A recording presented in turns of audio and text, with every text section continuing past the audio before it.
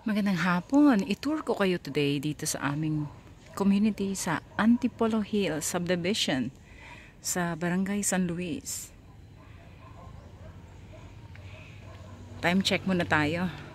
1:45 in the afternoon. Itong subdivision was established 1985.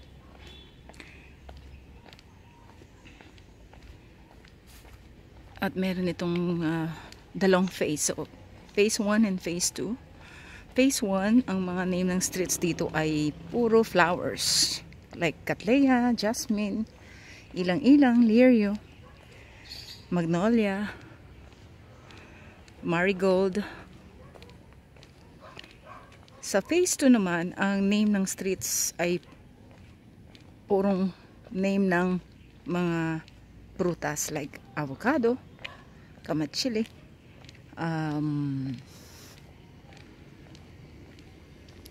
sanggumay, ano pa ba yun? Nakalimutan ko na yung iba. So dito sa aming area, marami kaming entry and exit points. And of course, napakaganda ng view dito sa amin. Kaya during amihan season between December and February, napakalamig at napakahangin at sariwa ang atmosphere dito. Malayo sa pollution. Ang problema lang maingay doon sa main road sa Natalia Avenue kasi yung mga trike. Today, November 22, 2023.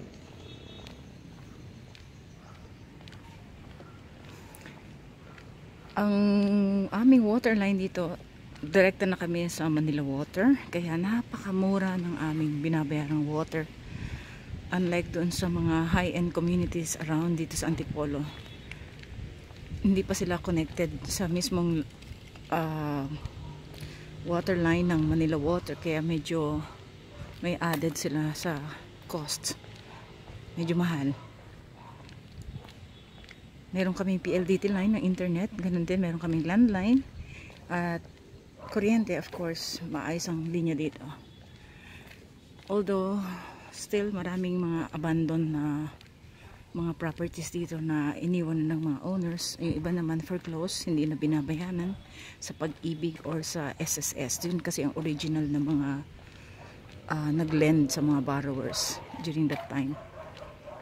Sa medyo baba sa pinaka main road, maraming magagandang bagong establishment doon. And yung ibang street ginawa ng public roads. So dinonate na ng subdivision sa Antipolo government para mapaayos yung kali. Kasi dahil nga noong unang panahon dito, walang pang line ng water. So ang ginagawa ng iba is nagbebenta ng water, so naghahatid truck by truck, kaya nasira nila yung mga roads dito. Ang monthly dues dito sa amin sa homeowners ay 350 pesos. Walang masyadong facilities dito na or amenities para sa mga bata like park, basketball court, pool, chapel. Although meron kami sariling chapel dito, San Isidro Labrador Diocese ng Antipolo. Mayroong basketball court at medyo hindi siya masyadong develop.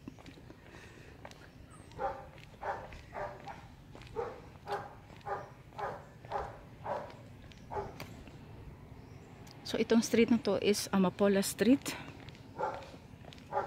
Pababa siya.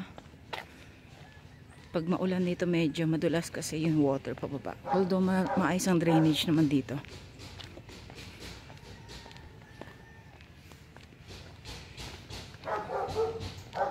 At ito yung aking property dito sa Antipolo Hills. Napapagawa tayo ng garahe.